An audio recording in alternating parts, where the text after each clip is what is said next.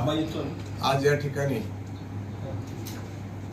एक ऐतिहासिक असा निर्णय आमच्या जवळा ग्रामपंचायतीनं नुकत्याच झालेल्या ग्रामसभेमध्ये सर्वांच्या 100% सगळ्या गावच्या संमतीनं एक हा जिल्ह्यामध्ये पहिला महत्त्वाकांक्षी ऐतिहासिक निर्णय त्यामध्ये घेतलेला आहे। ग्रामीण भागातल्या ज्या जिल्हा परिषदेच्या शाळा आहेत की ज्या शाळांमध्ये वंचित, उपेक्षित, दलित सगळी गरिबांची मुलं ज्या शाळेमध्ये राहतात त्या पटसंख्येच्या आधारावर त्या शाळा असल्यामुळे बऱ्याचशा शाळा वाड्या वस्त्यावरच्या आणि दलित वस्तीच्या शाळा ह्या बंद व्हायला लागलेल्या आहेत। आणि ह्या सगळ्या गोष्टी लक्षात आल्यानंतर आमच्या जवळा ग्रामपंचायतीनं कालच्या आमसभेमध्ये ग्रामसभेमध्ये ज्याचा विद्यार्थी जिल्हा परिषदेच्या शाळेमध्ये असेल त्याची घरपट्टी 100% माफ करण्याचा एक ऐतिहासिक निर्णय जिल्ह्यामध्ये पहिल्यांदा आमच्या जवळा ग्रामपंचायतीने घेतलेला आहे। आज ग्रामपंचायतीचे आमचे सक्षम सरपंच या ठिकाणी आहेत, विकास सेवा सोसायटीचे चेअरमन आहेत, त्याचबरोबर आमच्या गावातील सर्व गाव चालवणारी कमिटी या ठिकाणी आहेत, माझे सक्षम ग्रामसेवक या ठिकाणी आमचे रसाळगाव साहेब पण आहेत। अनेक विकासाची कामं आमच्या ग्रामपंचायतीच्या माध्यमातून राज्याला जिल्ह्याला मॉडेल ग्रामपंचायत ठरेल अशी अनेक विकासाची कामं आम्ही आजपर्यंतच्या काळामध्ये केलेली आहेत आणि त्यामध्ये हा एक आज ऐतिहासिक निर्णय या ठिकाणी आम्ही घेतलेला आहे।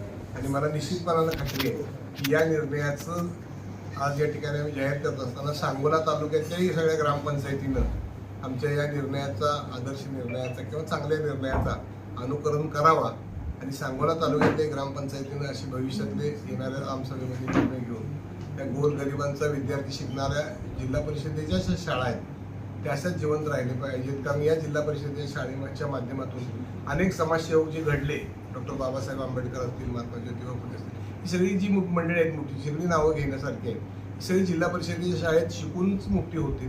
पण नवीन एक वेगळी कन्सेप्ट झाली की आपलं पोरगं मोठ्या शाळेत घातल्यावर शिकतंय, त्याच्यामुळं ह्या सगळ्या अशा भविष्यातल्या अडचणी निर्माण झालेल्या आहेत। त्यामुळं आम्ही एक हा ऐतिहासिक निर्णय घेतलेला आहे। आणि सगळ्यात दुसरी महत्त्वाची बाब म्हणजे राज्याचं ग्रामीण विकास खातं हे मुख्यमंत्री देवेंद्रजी फडणवीस साहेबांनी एका सक्षम अशा तरुण युवकाच्या हातामध्ये दिलेला आहे। जयंत भाऊ गोरे हे राज्याचे ग्रामविकास खात्याचे मंत्री आहेत की ज्यांच्या माध्यमातून जिल्हा परिषद आणि जिल्हा परिषदेची सक्षमीकरणाची सुरुवात चांगल्या प्रकारे झालेली आहे।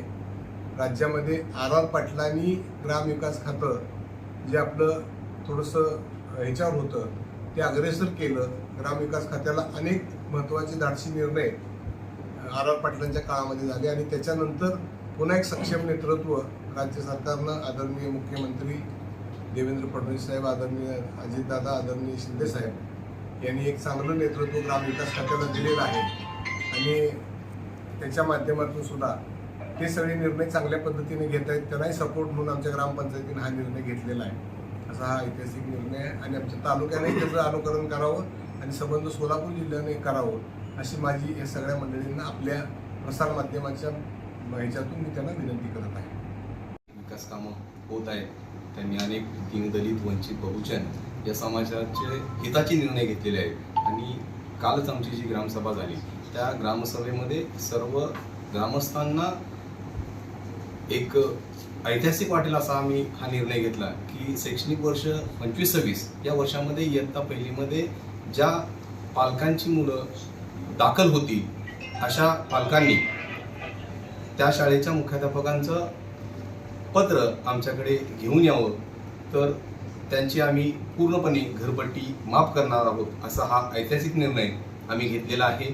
या ऐतिहासिक निर्णयाचं गाववाल्यांनी मोठ्या प्रमाणात स्वागत केलेलं आहे। आपल्या माध्यमातून मी इतर सर्वांनाच सांगतो की आपल्या ह्या मराठी शाळा टिकल्या पाहिजेत, आपली मुलं शिकली पाहिजेत आणि शिकण्यासाठी आपल्या ग्रामीण भागातील पालकांनी जिल्हा परिषदेच्या शाळेमध्ये या मुलांना दाखल करावं।